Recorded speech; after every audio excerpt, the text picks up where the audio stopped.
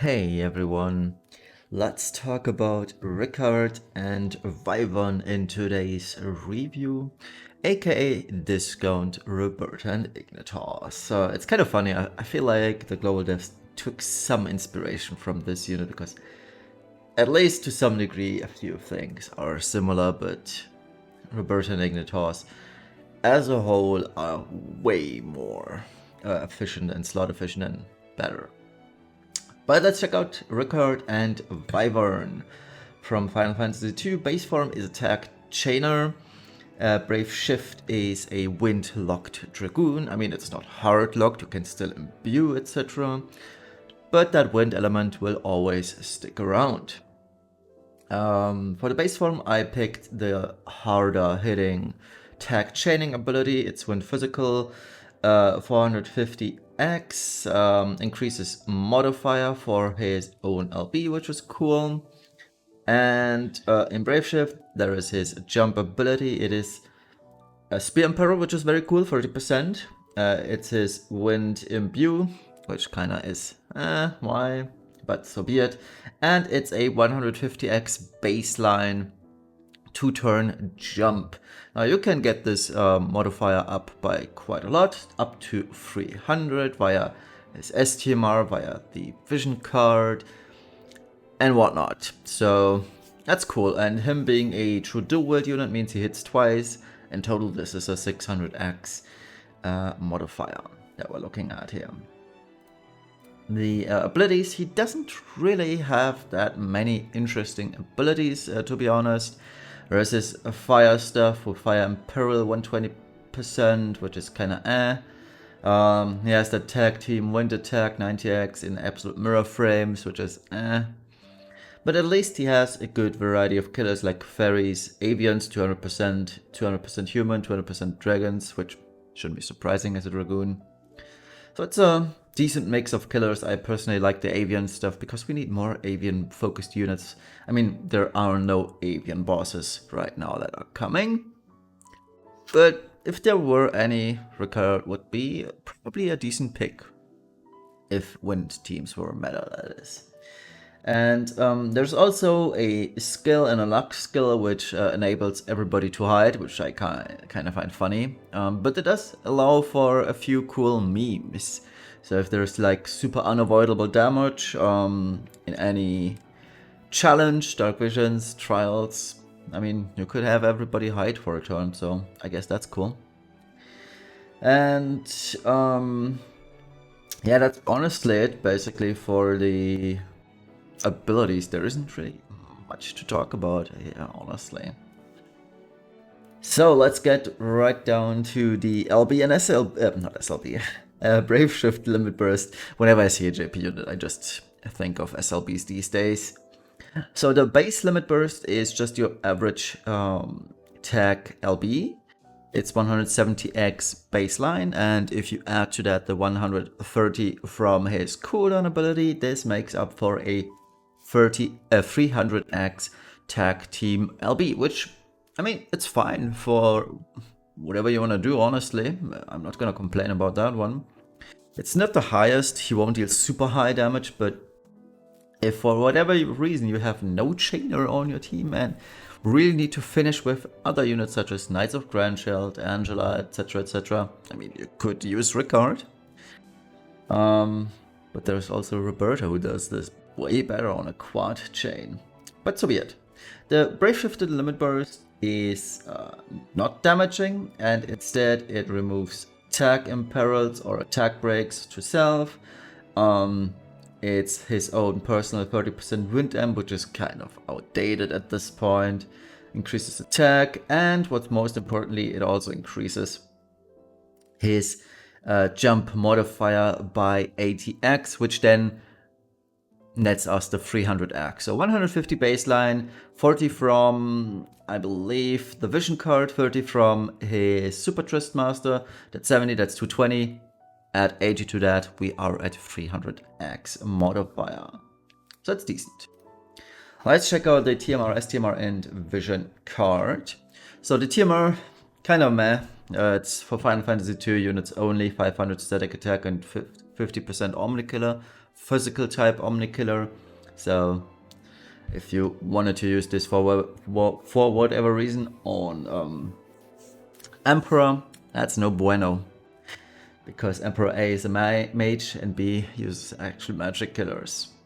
But I mean, Furion could technically use it, he's a Final Fantasy II unit as well. Then the helm, the real deal here. It's a 105 attack helm, the highest in the game, surpassing even Riser's crown, so that's pretty sweet. But the real deal here is the 30x jump mod increase. It makes the Dragoons hit harder, no matter whether they are timed jumps or regular jumps. No differentiation, everybody benefits. And it's also 50% jump damage increase, which is nice, but most Dragoons don't need that, honestly. And then there's the vision card. It's a 110 baseline attack card with 50% attack at 4, 50% jump damage at 7, and another 40x jump mod increase at level 10. The cool thing about this card, it has no restrictions, meaning everybody can technically use this. Sky can use this, Roberta can use this, Dragoon Kane can use this, and obviously Ricard can use this as well. So this is an all in all superb vision card for those Dragoons. Now the attack set is a little bit disappointing from my point of view, but I mean, you can't have everything, I guess. In total, the TMR is actually trash. I hate these series locked vision trust masters that just don't do anything. I just usually get one of them and just bench them forever, and I actually never end up using them anyway. But the helm is great, the vision card is great. So if you were to ask me how many of each you should get, I would say 3 is the way. 3 vision cards for basically Ricard, Kane and Berta, or in the not too distant future you would add Sky to that list. And why Sky is getting added to that list later down the line, I'll explain when we get to the damage calculations and the builds that we'll be talking about in a minute.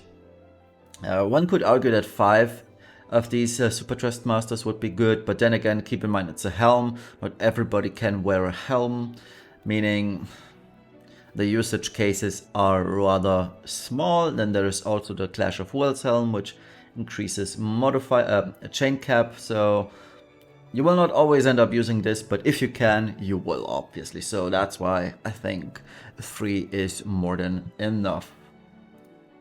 Alright, let's get down to business, the damage calculation. As always, pause the video if you want to read this through. We'll start right away with the build. So I only built this for true dual wield.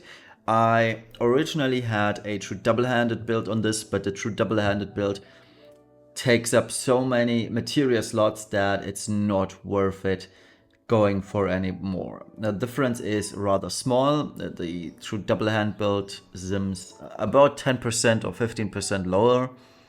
It might be better on his innate killer types. That's totally up for grabs. I didn't account for that because that's not what I do. So the true dual wield build comes out ahead on off-type race fights, and it's using basically everything that you should expect. The Japanese stuff here from Final Fantasy II, that's Guy's STMR. Guy's STMR is really good. You should all get this if you have the opportunity. And yeah, looking pretty good. 10k attack, decent stuff. Then I also updated the Holy in brackets Dragoon Kane build to fit in Ricard's stuff. Kane also sims very high, as you can see, for Aquatic Demon. And then there's Sky. Sky, as you can see, she has the least amount of attack, almost 2k attack, less than the prior 2 units. But why is Sky on this list? Sky is a rather interesting case in that her jump will always hit twice, regardless of whether she is true dual wielding or true double handing. Meaning, in this build, her jump always hits twice. So her actual modifier is always doubled. She will always double dip on every single modifier increase. Meaning that vision card of Ricard's which is 40x increase for everybody else, but Skye, for Skye this is an 80x increase because her hits hit twice. Same applies to Ricard's STMR, 30x increase, 60x increase for Skye. And there are a few items coming up, like Riku in the not too distant future. There's also Voltron in the not too distant future. And once we have all the pieces together, the Exodia pieces, so to speak, Skye gets up to a 540x jump ability. And I just made a quick calc with that, and she's at the top with Angela right now, and I have a feeling we're not gonna see Angela getting surpassed anytime soon. So Skye, with that super low attack, being up there, competing with Angela, that's kind of ridiculous. I mean, her jump is still wind-locked, but wow. They really outdid themselves with Skye. So let's check out the comparison here. As you can see, Dragoon Kain sims rather highly, and if you're wondering why the numbers are lower than last week, I actually found out that I was dumb and I forgot to remove the log formula. So what you're looking at right now is the actual current in-game values. Without log formula, I deleted this all. So this is the current variance formula that the game uses, meaning everybody's damage got a little bit lower. Some units have now higher damage because they benefit from the new damage formula. And yeah, I mean, if we don't account for Clash of Wills, if we don't account for mages, Ricard is the second best DPS. Knights of Grandshield are just slightly better, and the reason why they are slightly better, honestly, is A, because of higher attack. 1000 attack makes a huge difference. B, they easily gear for killers, 450% in this sheet compared to the, I think, 387 for Ricard. That's a huge difference. Then there's the amplification difference. So there is a lot of things to consider here why Knights of Grandshield still sim higher, but it's still good stuff. And then there's Dragoon Kain, who sims rather in about the same. On average, your Kain will deal more damage. On the highest end variance, the only differentiation between Ricard and Kain basically comes down to killers.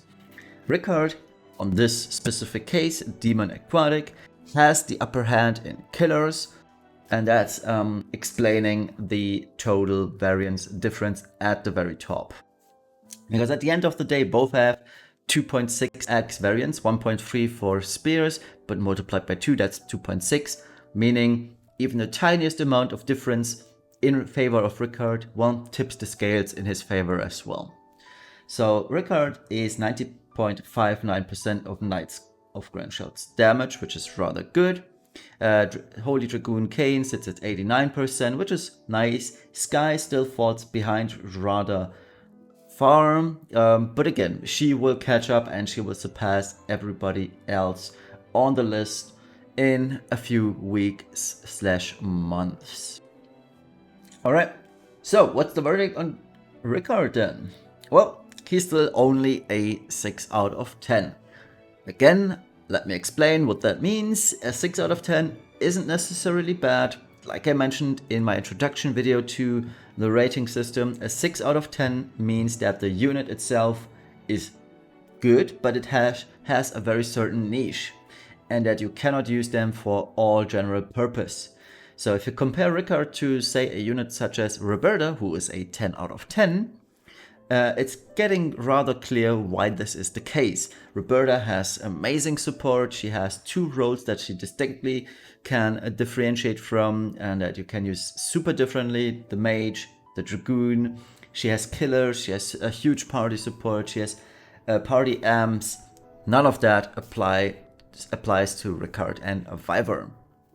So all that Ricard has actually is his high damage, the spear imperil, which is cool, but then again he has a low wind imperil, baseline being 135 these days. He only has 120 at max, so that's kind of and which is why he got 0 points for the spear imperil, but he also got deducted 0 points for the wind imperil because on my rating calculations, I have it both in one. So if one is +1, one is -1, it equals out to 0. And the other good thing about Ricard is the STMR and vision card. So that's another +1. And yeah, the only really downgrade, and it's a huge downgrade honestly, is that he has 0 party support. And there isn't really anything inherently bad with Ricard, but then again, he's just a one-trick pony. All he does literally is wind jump damage. That's all he does. And such a unit will never be as valuable as a unit such as Roberta and Ignitos, for example, or Esther, or I don't know, Kaido, Fry, Evia. And that's just why he's only a 6 out of 10. So yeah, it's a great one-trick pony for win teams. Sadly, win teams aren't a meta element because we're missing a unit that does it all basically.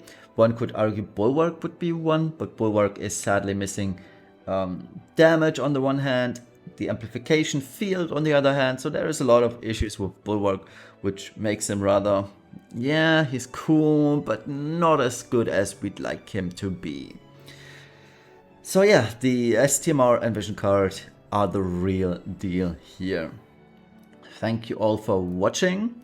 We'll see each other tomorrow for the Emperor of Palamecia video, and yeah, enjoy your Saturday evening, morning, afternoon, wherever you're from. Bye bye.